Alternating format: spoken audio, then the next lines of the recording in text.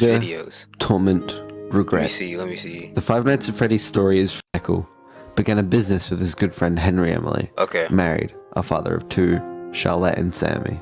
Their business name was decided to be Fazbear Entertainment, and together they opened up a small restaurant called Fredbear's Family Diner, a regular diner filled with dining and party rooms. The diner's main purpose was for children's birthday parties, as they knew that's the way to profit. It might as well have been a pizzeria though, as their menu was mostly filled with a variety of pizzas and cakes for all customers to enjoy. But, unlike any other restaurant, this was run by two mechanical geniuses, probably the smartest in the world, who together agreed on an idea. An idea so genius it would have to convince more kids and adults to have their birthdays and to dine generally at this location. An idea that would drive their revenue through the roof, and unknowingly to them, an idea that would shape the future of both their lives forever. The idea was put into motion almost instantly. Their creative minds wouldn't allow for hesitation. It was time. They were ready for business and destined for success. William and Okay, Henry I know this part. I know all that. I need to Five just get children into were having the a rest. grand time at a birthday party in the diner, until randomly the yellow spring bunny came over to them, and after playing with their minds and corrupting their thoughts, the Springlock animatronic successfully lured the children into the back room of the diner. Unknowingly to these children, their party would end prematurely, as upon being alone with the five children, William pulled out something from behind his back. The children were ready for a surprise he told them he had. The surprise they wanted, and a surprise they got. The knife William pulled out from behind his back went through the children's bodies. He went on a murdering spree, murdering all of them in a short amount of time. William knew exactly what he had done. The psycho gained satisfaction from the event, from the torment he had just given. But the cops would arrive soon. Their parents would notice their children missing. He had to do something in order to cover his tracks quickly. Whilst thinking of options, he stayed at Fredbear, in 4 work-in-progress animatronic suits that him and Henry were creating with endoskeletons to be fully automatic, as sometimes manually wearing the suits and serving customers was becoming too much as they had to cook, take calls, requests, and it was just all too much for only 2 of them. But the work-in-progress animatronic suits looked like animals, with a brown bear, blue bunny, yellow chicken, and red fox. But, to William's luck, they were open and empty. William grinned, knowing where he would hide the evidence of this murderous event. Oh, so he killed the other kids and then put their bodies in there. Wait, okay, so he went on a murder spree, killed like what 4 or 5 people, put their bodies in the suits. What? Okay, that's a lot. That's a lot. 4 minutes and I learned a lot. Police stormed the building after several calls, not knowing their children's whereabouts, and the staff having no clue either.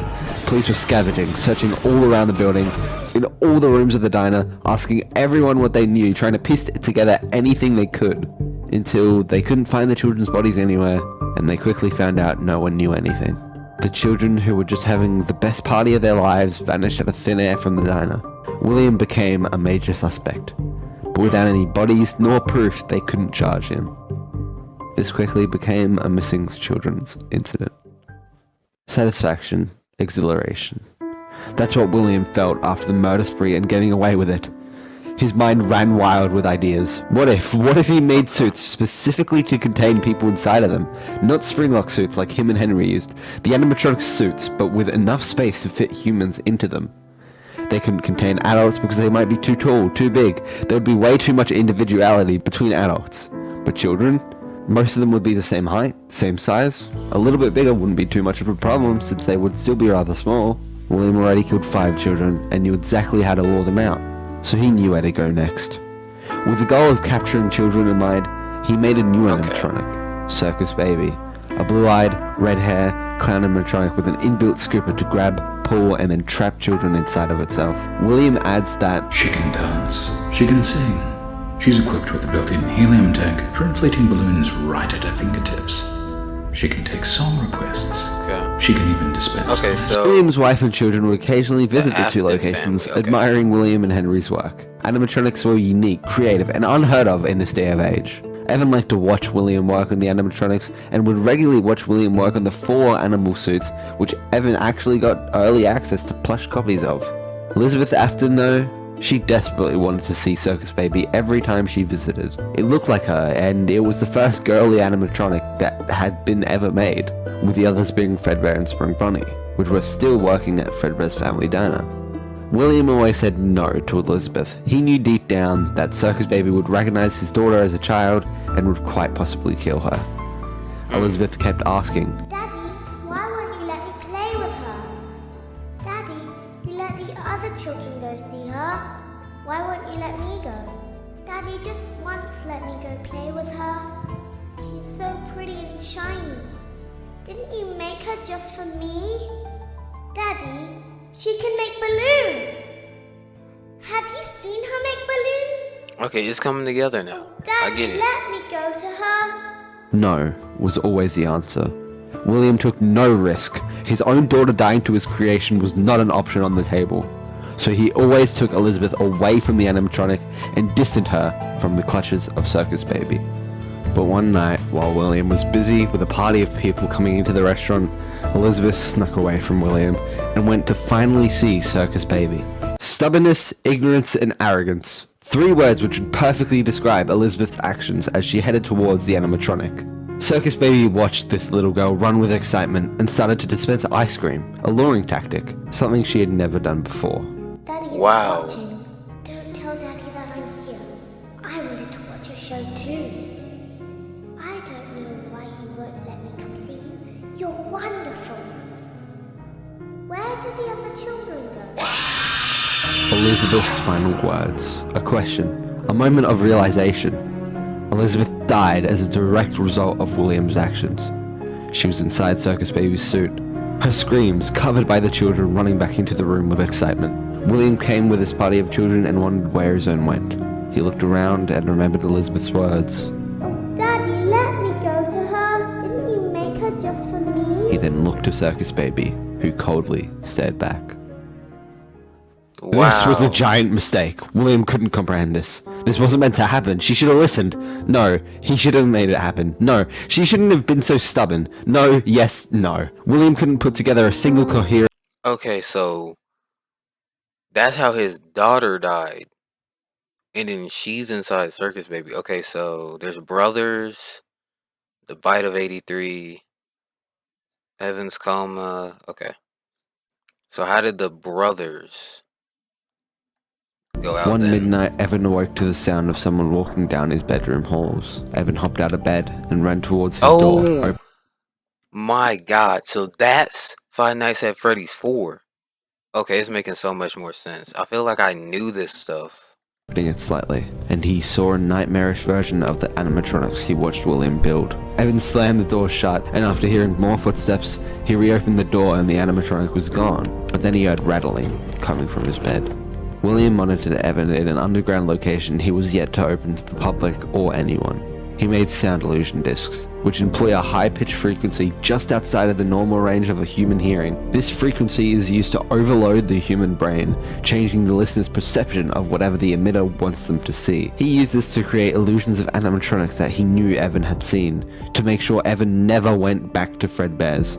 William knew Evan would think these were nightmares that he could strangely remember, but William made sure all of it actually happens to Evan when he's awake, so he remembers them more quickly to keep the fear level raised.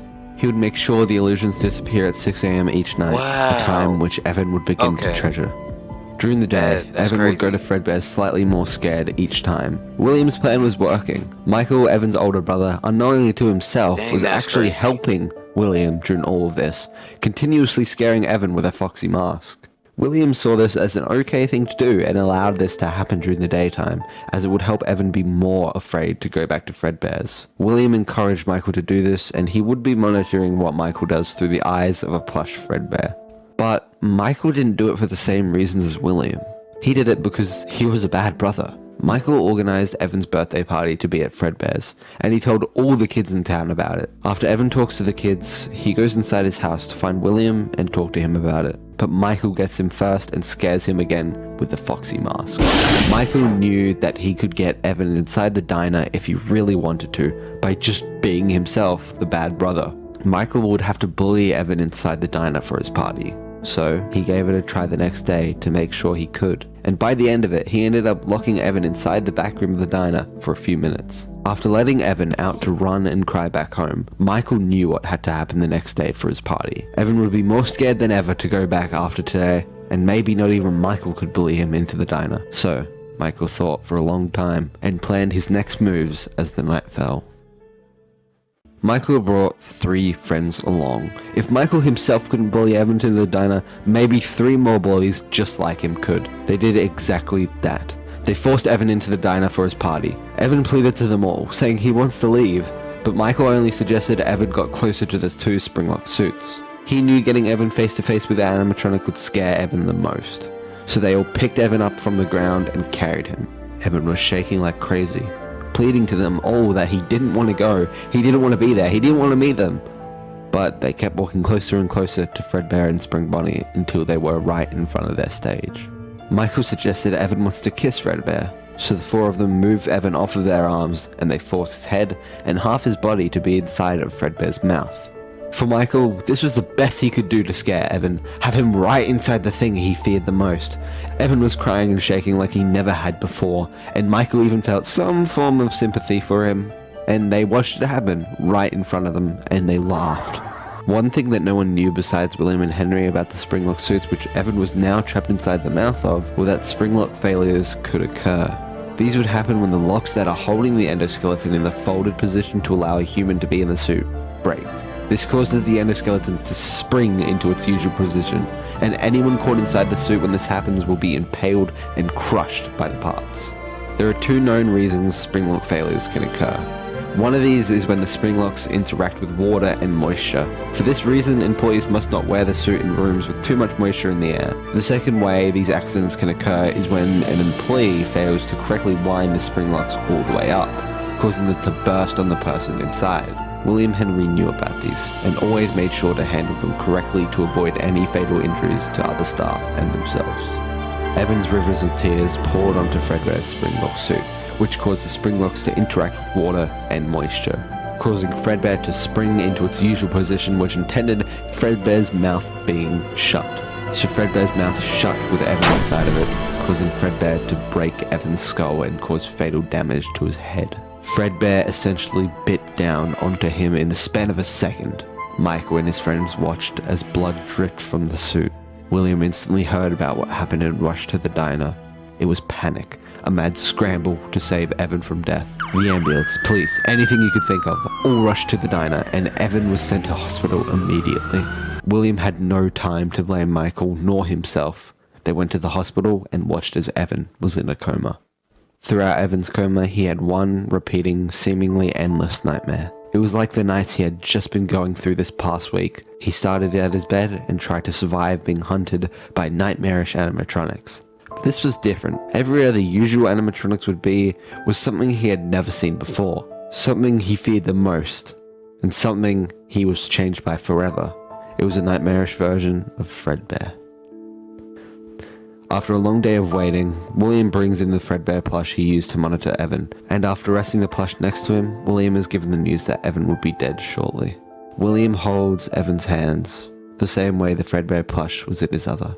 Within Evan's coma, the clock rung 6 a.m. He shut his eyes and reopened them to see the plush Fredbear, who was like his closest friend, and the 4 plush animatronics behind it. In the real world, Michael said his goodbyes first. Can you hear me? I don't know if you can hear me. I'm sorry. Michael left William to be alone with Evan. William said his final words to Evan, saying, "You're broken. We are still your friends. Do you still believe that? I'm still here. I will put you back together." And William cried while holding Evan and the Fredbear plush. Within Evan's coma, he watched the Fredbear plush disappear in front of him and cried for one more time before shutting his eyes. William got up and walked out of the room, hearing the sound of Evan's own heartbeat flatline.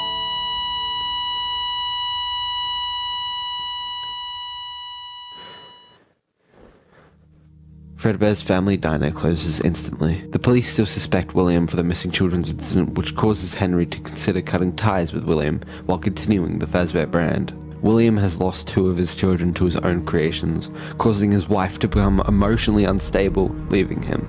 And with all of this, William begins his descent into madness.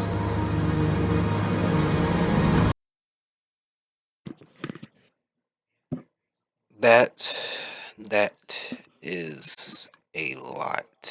If you're new, go check out YouTube. I'm 10 times more consistent over there. And yeah. Peace.